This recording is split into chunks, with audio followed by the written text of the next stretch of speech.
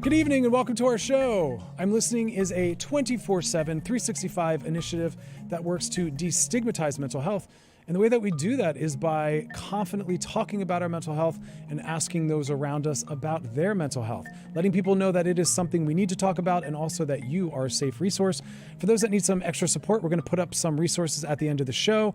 I want to just remind everyone, it's okay if you are struggling right now. We are in the middle of a pandemic while also dealing with a lot of political shift and change.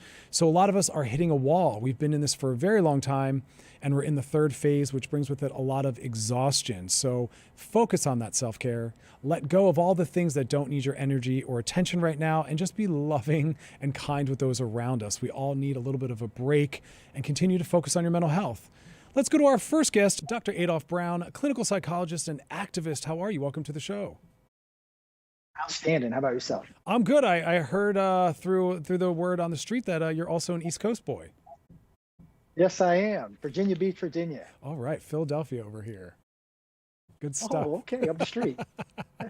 So, how is your mental health doing through all that's going on right now? And there's many, many threads, but how's your mental health doing? Well, it's doing well. Got a lot going on. However, coping capacity and strategies are on point. I do quite a bit to stay healthy, from exercising, working out. I'm a former boxer, so constantly exercising in that realm. An introvert as well, so I love reading, and so just kind of staying centered as best I can. Not the toxic positivity of just acting like nothing's happening, but turning the television off, setting limits and boundaries when I need to. I think that's been a huge one for me as well, and people I'm working with clinically, is turning off the television and social media, because it can just keep you in such a hyper alert state and just burn your nervous system out sometimes. Definitely. I wish people would really understand that technology can definitely be a help, but it should never surpass humanity. Yes. Oh, beautifully said. And talking about humanity, I was asked once what I was hoping might come out of the pandemic. And I said I was hoping that we'd have more collective responsibility, to use a buzzword that you speak a lot on, more empathy. Do you think that will be the case, or do you think we're going to come out of this with the same ethics we had before? No, I think that we're already moving in that direction of more empathy. I think with regards to the pandemic, of course, I don't think there's anyone who hasn't been touched. At one point, people had, very close relatives, and they would talk about that and share that. But now I think, everyone pretty much may know someone or know someone that knows someone. So it's not as distant as it once was. I think tomorrow night as well, I think I saw that there was going to be a candlelight vigil for all those that died in the pandemic. So I think that the empathy is there, and I think it will continue to increase, even though we do have a divide. However, I do see things getting better. Okay. And there are people like you and I that are actually doing that. Trying so hard. And for those that might be hearing the use of that word and checking in with themselves and saying, wow, that's something I could really work on and enhance.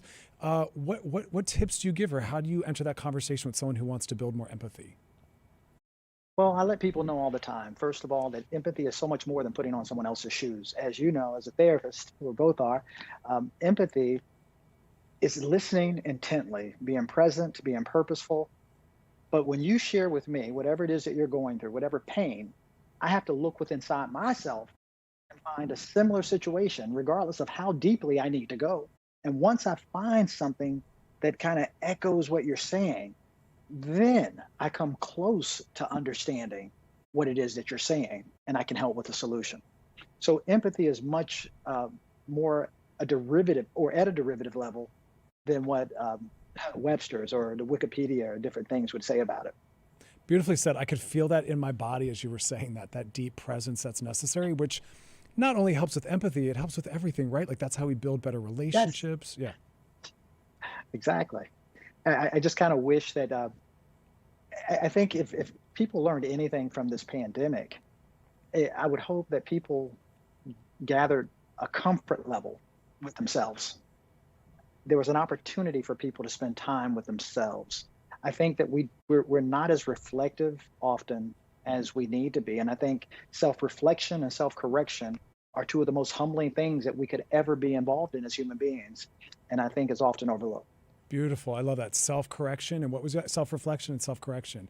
Yes. Beautifully Yes. said. Yeah. And we still have time to do that, right? And that's why, like we said in the intro, maybe using technology in a positive way, but taking time away, we can then try to work with that self-reflection and self-correction. Certainly. So let's talk about what's going on in the world right now. I think some people believe that Biden getting brought into office is somewhat of a cure-all, but unfortunately there's still so much work to do systemically and institutionally. So can you talk to us a little bit about that? I mean, it's a big topic. Certainly. I think the first thing that we need to acknowledge is that MAGA is not a 4-year term. MAGA is actually interwoven in the fabric of our country.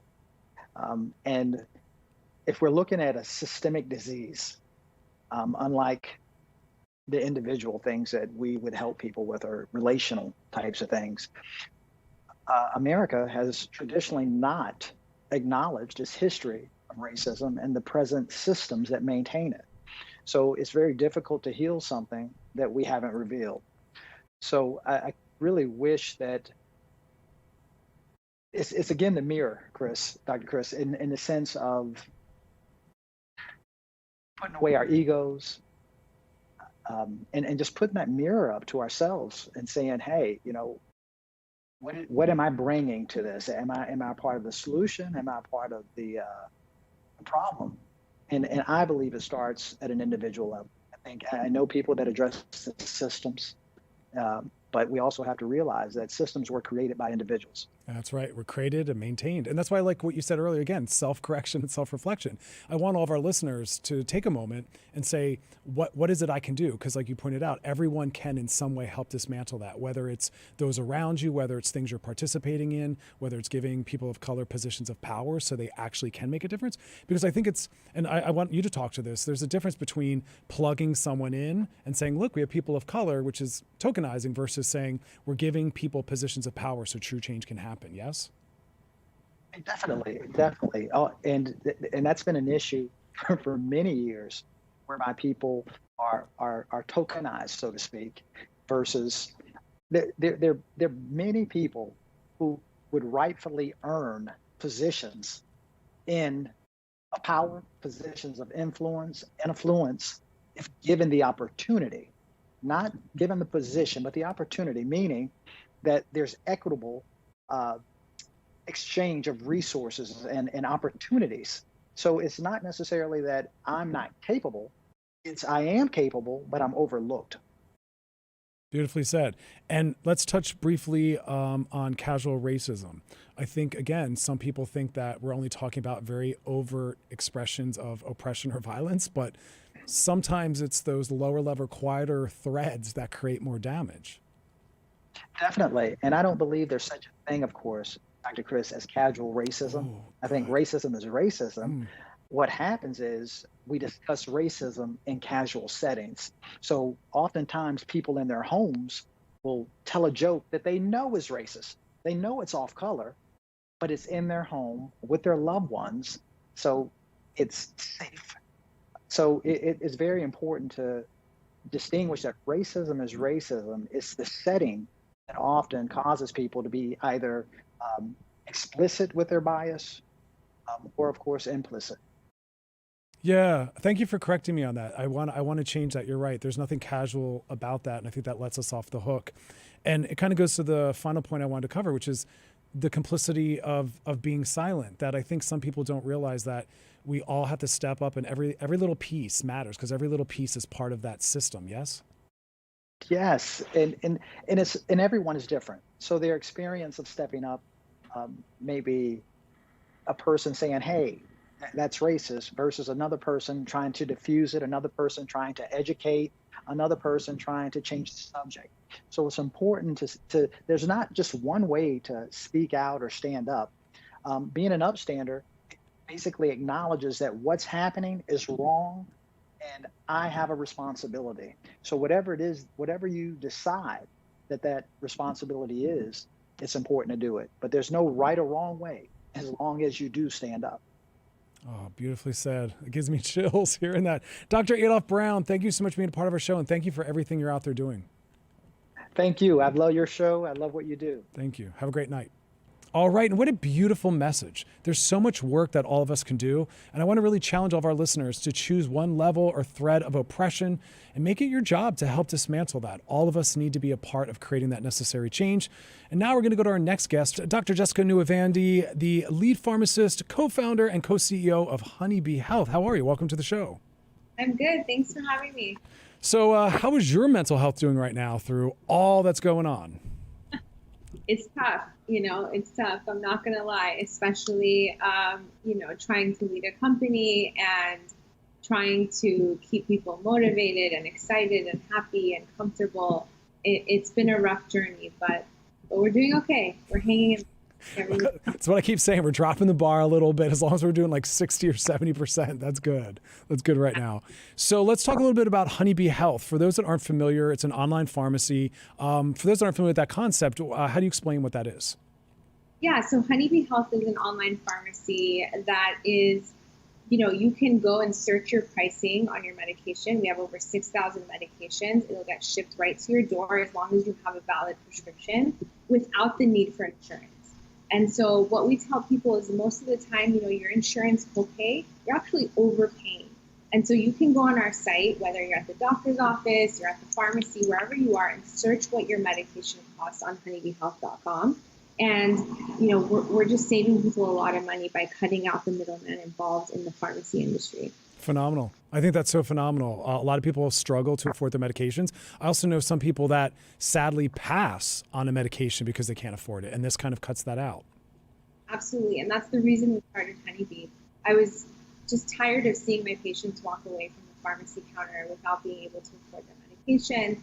And you hear these horror stories. I'm a big believer in continuity of care, especially when it comes to mental health. It's just all about staying on your regimen. It takes time.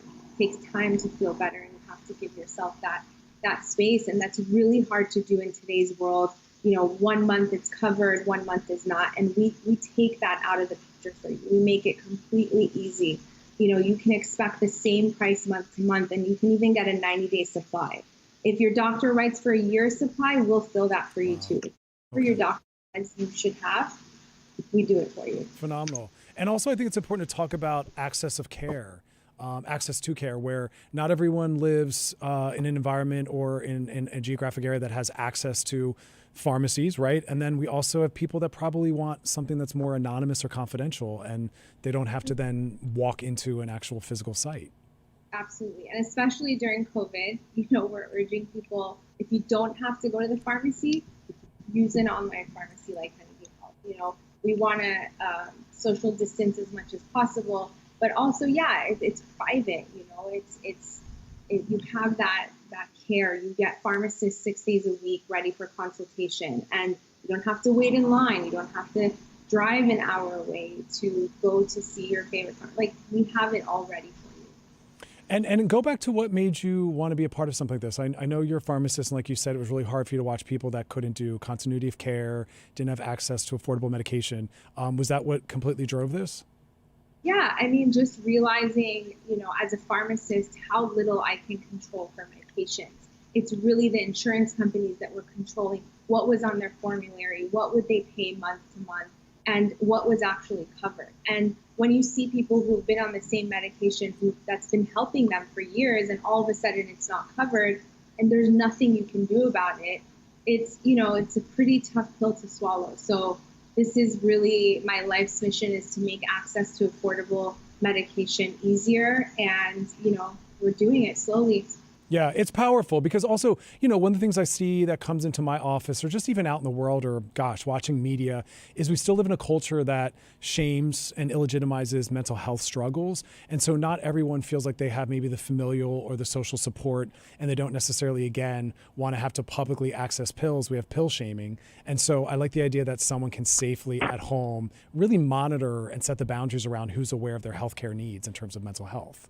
Yeah, absolutely. And that's what our pharmacists, and we have a whole team of people that we call patient advocates that are literally just there to help talk to you and help you decide which one is best for you, and remind you when your refills are due so that you don't forget. And we have pharmacists ready to consult with you if you feel like something's not right. And yeah, the privacy is there, and you can go search, and you don't have to wait until you get to the counter and realize you can't afford it and walk away. That's embarrassing, problematic. Yeah. Embarrassing. And we don't want that. And so we want people to feel comfortable. We want people to have that privacy and to be able to know that they have, they can get it at the same price month to month.